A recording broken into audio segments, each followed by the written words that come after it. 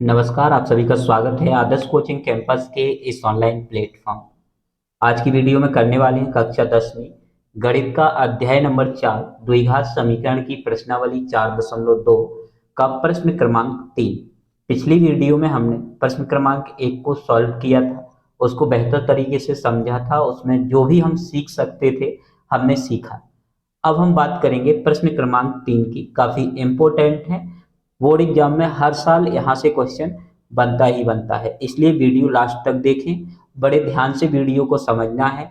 यदि आपका कोई डाउट है तो हमें कमेंट बॉक्स में कमेंट जरूर करें। यदि आप हमारे चैनल पर नए हैं तो चैनल को सब्सक्राइब कर लें, बेल आइकन ऑन कर लें, ताकि आने वाली हर एक वीडियो का नोटिफिकेशन आपको सबसे पहले मिल सके। बोर्ड परीक्षा की आपको 100% तैयारी कराई जाएगी, कोई भी क्वेश्चन हमारे इस चैनल से बाहर नहीं आएगा। अब देखिए प्रश्न क्रमांक 3 क्या है। प्रश्न क्रमांक 3 कह रहा है कि ऐसी दो संख्याएं ज्ञात कीजिए जिनका योग 27 हो और गुणनफल 182 हो। ऐसी दो संख्याएं ज्ञात कीजिए जिनका योग 27 हो और गुणनफल 182 हो। अब देखिए बेटा कैसे इसको सॉल्व करना है। प्रश्न क्रमांक तीसरा है, कैसे इसको हम हल करेंगे उसको हमें बड़े ध्यान से समझना है। हमने मान लिया कि माना कि एक संख्या x है। माना कि एक संख्या x है तथा तथा दूसरी संख्या। अब बेटा जब एक संख्या x है और दोनों संख्याओं का योग 27 है तो दूसरी संख्या हो जाएगी 27 माइनस एक्स। दूसरी संख्या 27 माइनस एक्स होगी। उम्मीद है यहां तक आपको समझ में आ गया होगा। अब प्रश्नानुसार हम क्या करेंगे। प्रश्नानुसार दोनों संख्याओं का जो गुणनफल है वो हमें 182 दिया है। तो दोनों संख्याएं, एक संख्या हमारे पास x है और दूसरी संख्या 27 माइनस एक्स, दोनों का गुणनफल बराबर हो जाएगा 182 के। अब बेटा इसे सॉल्व करना है तो x का 27 से गुणा करोगे तो कितना हो जाएगा 27x। x का x से गुणा करोगे तो माइनस एक्स स्क्वायर, और 182 इस साइड लेके आओगे तो प्लस से हो जाएगा माइनस का बराबर में 0। इसे सीक्वेंस में अरेंजमेंट करेंगे तो पहले हमारा माइनस एक्स स्क्वायर, फिर प्लस का हो जाएगा बेटा 27x माइनस 182 बराबर 0। उम्मीद है यहाँ तक आपको कोई डाउट नहीं होगा। अब हमें क्या करना है कि माइनस का सभी पदों में गुणा करने पर, सभी पदों में गुणा करने पर, गुणा इसलिए कर रहे हैं बेटा ताकि ये माइनस का चिन्ह जो है वो प्लस का हो जाए। तो माइनस माइनस का गुणा करेंगे तो प्लस का एक्स स्क्वायर, और प्लस माइनस का गुणा होगा तो माइनस का 27x, माइनस माइनस का गुणा होगा तो प्लस का 182 बराबर 0। अब हम यहाँ पे इसको गुणनखंड के माध्यम से सॉल्व कर सकते हैं। तो सबसे पहले हम क्या करेंगे कि 182 का एक्स स्क्वायर का जो गुणांक होगा उसके साथ गुणा करेंगे, यानी कि 1 गुणे 182 बराबर कितना हो जाएगा 0। अब हम इस वाले चिन्ह पर ध्यान देते हैं, प्लस है, इसका मतलब है हमें ऐसी संख्याएं ढूंढनी है जिसका गुणा करें तो 182 आ जाए, 182 आ जाए, और उन्हीं संख्याओं को जोड़ दें तो 27 हो जाए। तो ऐसी संख्याएं होती हैं 14 गुणे 13 जो कि 182 होगा, और अगर हम 14 प्लस 13 करेंगे तो हमें 27 मिलेगा। इसका मतलब है कि एक्स स्क्वायर माइनस इस 27x की जगह लिखेंगे 14x प्लस 13x प्लस 182 बराबर 0। इसके बाद एक्स स्क्वायर, बेटा माइनस है तो अंदर के चिन्ह बदल जाएंगे, माइनस का 14x माइनस का 13x प्लस 182 बराबर 0। अब पहले दो पदों से हमें कॉमन लेना है, तो हमने यहाँ से x कॉमन लिया तो x बचेगा और यहाँ पे -14 बचेगा। यहाँ पे बेटा -13 कॉमन लिया तो x माइनस का कॉमन लिया तो ये चिन्ह बदल जाएगा, माइनस का कितना बचेगा 14 बराबर 0। x -14 एक ब्रैकेट में लिख लेंगे और x -13 एक ब्रैकेट में लिख लेंगे। अर्थात x -14 बराबर क्या हो जाएगा 0 तथा x -13 बराबर क्या हो जाएगा 0। x बराबर 14 इस साइड आएगा, माइनस से प्लस का हो गया तथा x 13 इस साइड आएगा तो ये भी किसका हो जाएगा, प्लस का हो जाएगा। अतः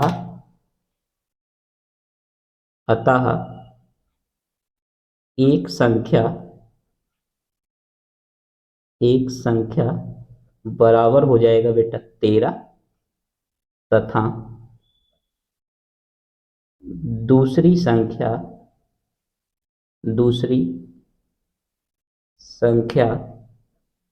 बराबर हो जाएगा हमारा 14 और यही हो गया हमारा आंसर।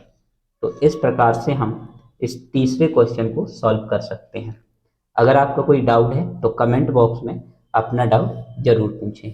अब हम देखते हैं प्रश्न क्रमांक 4। इसमें देख सकते हैं आप कि कह रहा है कि दो क्रमागत धनात्मक पूर्णांक ज्ञात कीजिए जिनके वर्गों का योग 365 है। अब हमने आपको धनात्मक पूर्णांक के बारे में समझाया था, क्रमागत के बारे में भी समझाया है। क्वेश्चन कह रहा है कि दो क्रमागत धनात्मक पूर्णांक ज्ञात कीजिए जिनके वर्गों का योग 365 हो। तो अब देखिएगा इसको कैसे सॉल्व करेंगे। तो बेटा मान लेंगे, चौथा क्वेश्चन है, मान लेंगे कि माना कि पहला धनात्मक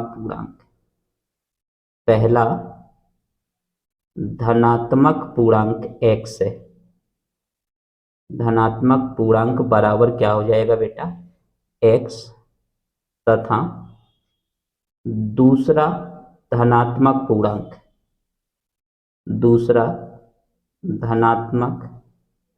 पूर्णांक। अब बेटा यहाँ पे क्रमागत की बात कर रहा है तो पहला x है तो दूसरा x प्लस क्या हो जाएगा 1 हो जाएगा। अब प्रश्नानुसार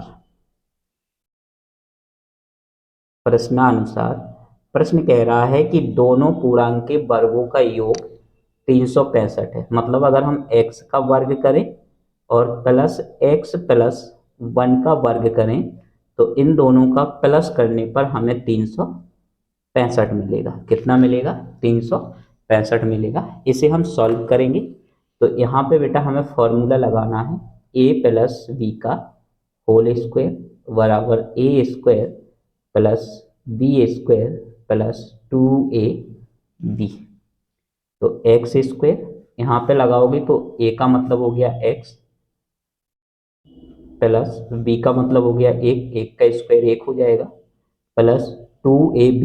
तो 2a और b गुणा करोगे तो 2x और इस साइड आएगा 365 तो हो जाएगा माइनस का, बराबर में बचेगा 0। एक्स स्क्वायर को जोड़ देंगे तो 2x स्क्वायर और प्लस 2x और ये माइनस का हो जाएगा हमारा 364। कितना हो जाएगा 364 बराबर हो गया 0। अब हम क्या करेंगे कि सभी पदों में 2 का भाग करने पर सभी पदों में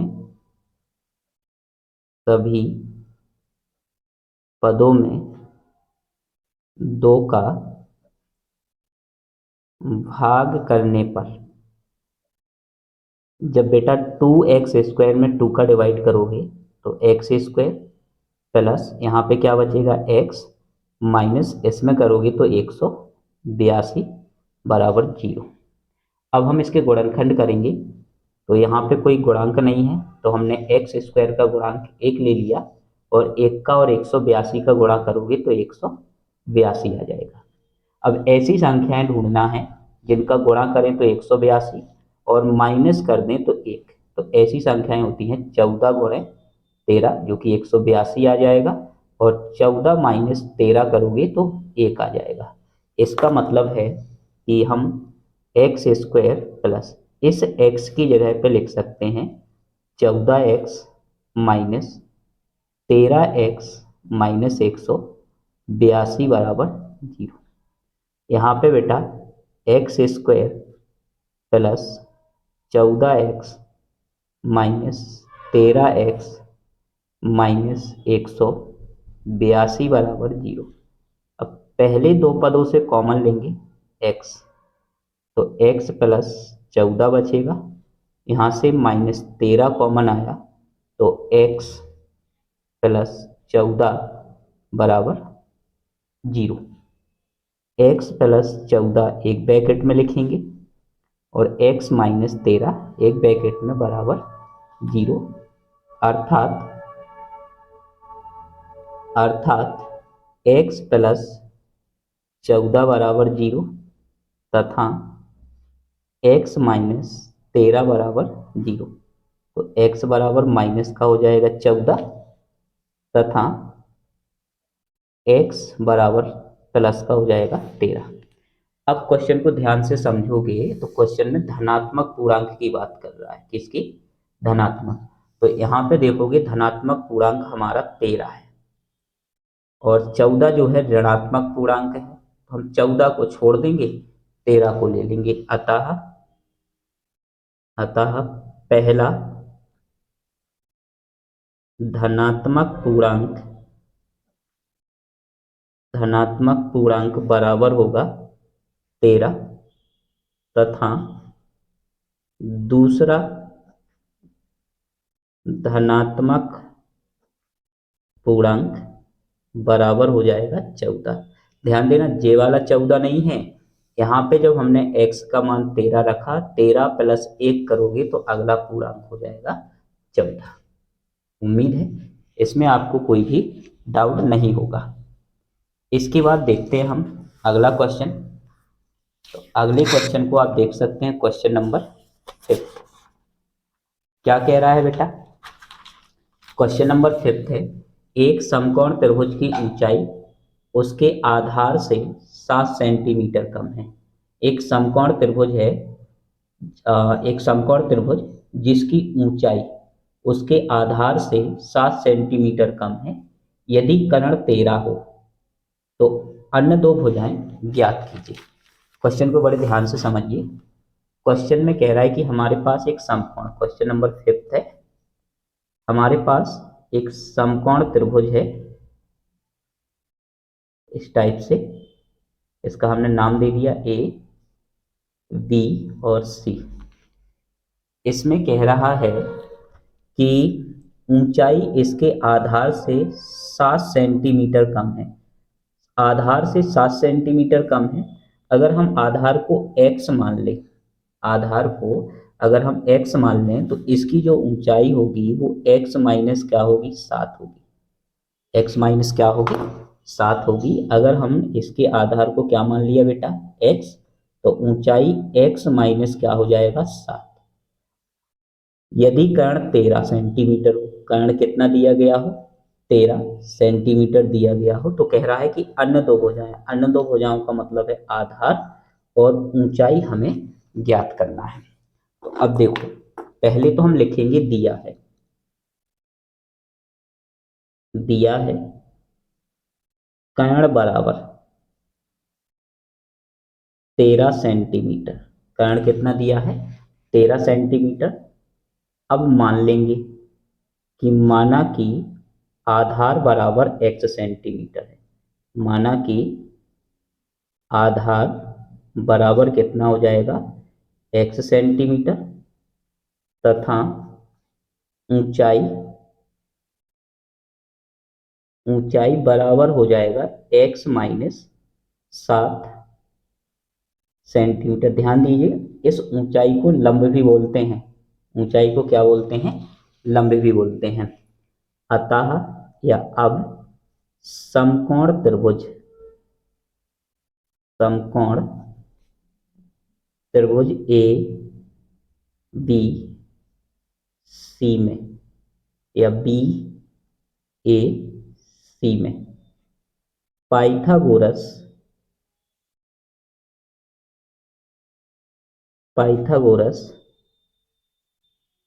प्रमेय से। अब बेटा पाइथागोरस प्रमेय जानते हो कि पाइथागोरस प्रमेय होती है कर्ण का स्क्वायर बराबर लंब का स्क्वायर प्लस आधार का स्क्वायर। यहाँ पे बेटा जब वैल्यू पुटअप करोगे तो कर्ण बराबर कितना दिया है 13, तो 13 का स्क्वायर, लंब कितना मान लिया है x माइनस 7 का स्क्वायर प्लस आधार कितना माना है x का स्क्वायर। सॉल्व करोगे तो 13 का स्क्वायर 169, और यहाँ पे बेटा फॉर्मूला लगाना है। कौन सा फॉर्मूला? a माइनस बी का होल स्क्वायर बराबर A square plus B square minus 2a B. तो a का मतलब x, तो x का स्क्वायर प्लस b का मतलब 7 का स्क्वायर और माइनस 2 इंटू एक्स इंटू 7 और प्लस में हो जाएगा एक्स स्क्वायर। सॉल्व करोगे तो 169 का 169, एक्स स्क्वायर जोड़ दिया तो 2x स्क्वायर, 7 का स्क्वायर हो जाएगा 49 और 7 दूनी 14x। इसको हम थोड़ा सॉल्व करेंगे। कैसे सॉल्व होगा इसको बड़े ध्यान से समझिए। देखो 0 बराबर, इसको इस साइड ले जाएंगे तो ये 2x square minus 14x plus 49, ये प्लस का है, इस साइड जाएगा तो किसका हो जाएगा माइनस का। 0 बराबर 2x स्क्वायर और ये तो 14x और 169 में से 49 जाएंगे तो माइनस का बचेगा 120। अब सभी पदों में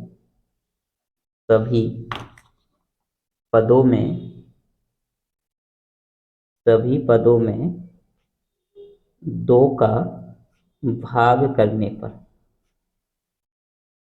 भाग करना इसलिए है ताकि संख्याएं हमारी छोटी हो जाए। तो 0 में 2 का भाग करोगे 0, इसमें करोगे तो एक्स स्क्वायर माइनस 7x, 120 में करोगे तो माइनस का 60। अब इसका हमें गुणनखंड करना है। इसका क्या करना है? गुणनखंड करना है। तो बड़े ध्यान से समझिए कैसे हम इसको सॉल्व करेंगे।